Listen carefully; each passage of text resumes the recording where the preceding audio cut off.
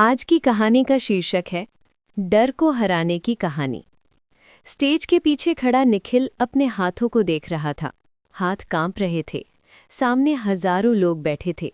Lights तेज थीं, mic चालू था और उसके दिमाग में बस एक ही आवाज गूंज रही थी, तू नहीं कर पाएगा। निखिल बचपन से ऐसा नहीं था। वो पढ़ाई में अच्छा था, मेहनती था, लेकिन एक चीज थी जो हमेशा उसके साथ रहती थी, डर। क्लास में हाथ उठाने से डर, लोगों के सामने बोलने से डर, गलती करने से डर। एक बार स्कूल में जब टीचर ने उसे कविता सुनाने बुलाया तो वो स्टेज पर जाकर रो पड़ा था। उस दिन से उसने तय कर लिया, मैं कभी सामने नहीं आऊंगा। समय बीता। निखिल ने अच्छी डिग्री ली, अच्छी नौकरी भी मिल गई, लेकिन हर बार जब प्रमोशन की बात आती तो एक ही बात होती, तुम काम अच्छा करते हो लेकिन प्रेजेंटेशन में कमजोर हो। निखिल मुस्कुरा देता और भीतर से खुद को और छोटा कर लेता। एक दिन कंपनी ने ऐलान किया, अगले महीने एक बड़ा सेमिनार है, हम चाहते हैं कि निखिल हमारी टीम को रिप्रेजेंट करे। कमरा तालियों से गूंज गया, लेकिन निखिल के कानों में कुछ भी नहीं जा रहा था। उसकी सांस तेज हो गई, हथेलियां पसीने से भर गईं। उसने उसी दिन मना करने का मन बना लिया। उस रात निखिल देर तक सो नहीं पाया। उसने खुद से पूछा, मैं कब तक डर के हिसाब से जीऊंगा। उसने जिंदगी के सारे न कहे गए पल याद किए, जब वो सवाल पूछ सकता था, जब वो मौका ले सकता था, जब वो आगे बढ़ सकता था, लेकिन डर गया। अगले दिन निखिल माँ से मिलने गया।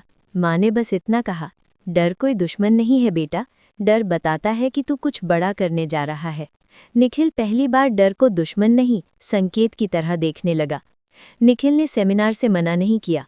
उसने अभ्यास शुरू किया, पहले अकेले कमरे में, फिर आईने के सामने, फिर दो दोस्तों के सामने। हर बार डर आता, लेकिन वो भागता नहीं, वो डर के साथ बैठना सीख रहा था। एक दिन प्रैक्टिस के दौरान वो अटक गया, शब्द भूल गया, आवाज़ कांप गई। वो चुप हो गया, लेकिन इस बार उसने खुद से कहा, ठीक है, यही डर है और मैं जिंदा हूँ। आज वही दिन था।